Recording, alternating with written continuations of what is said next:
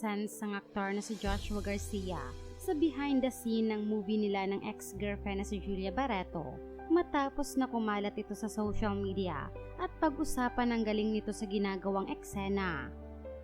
Hindi na iwasan ng mga fans ni Joshua na maapektuhan sa napanood na behind the scene ng aktor sa isang eksena nila sa Unhappy For You, kung saan ipinakita dito na labis na emosyon ang inilabas niya sa naturang eksena dahil makikita na sobra siyang nahirapang lumabas sa kanyang karakter pagkatapos mag-cut ng direktor.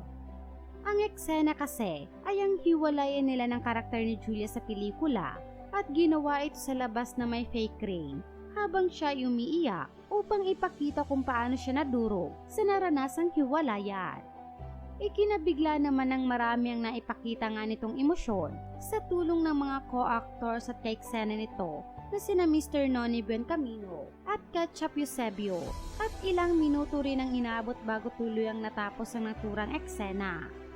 Kaya naman kahit tapos na, ay humahagulgol pa rin sa iyak si Joshua at inalalaya na rin siya ng mga staffs upang makawala na sa karakter.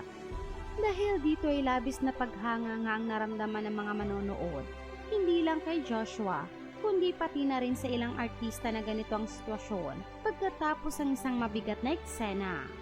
May ilan din na nag-alala at naaawa sa sitwasyon ng mental health ng ilang artista dahil makikita sa behind the scene ni Joshua na talagang nga raw napakahirap at hindi basta-basta ang trabaho ng isang artista. Narito ang ilan sa mga komento ng mga netizens tungkol dito.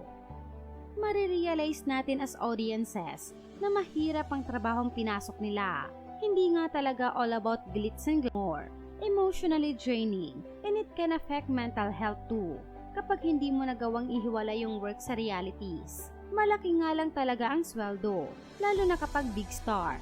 Congratulations and more projects, Joshua. Ganyan talaga pag aktor. If you are so into the moment, mahirap na huminto. Kaya madalas sa mga aktor, may mental health issues dahil need nilang i-internalize ang role. Some even have to live it to make it effective. Tama nga ang sabi ng ibang artista sa interview. May times talaga na minsan, sobrang immerse sila sa role at di talaga nila napipigilang maging emotionally engaged even after yung scene na ginagawa nila.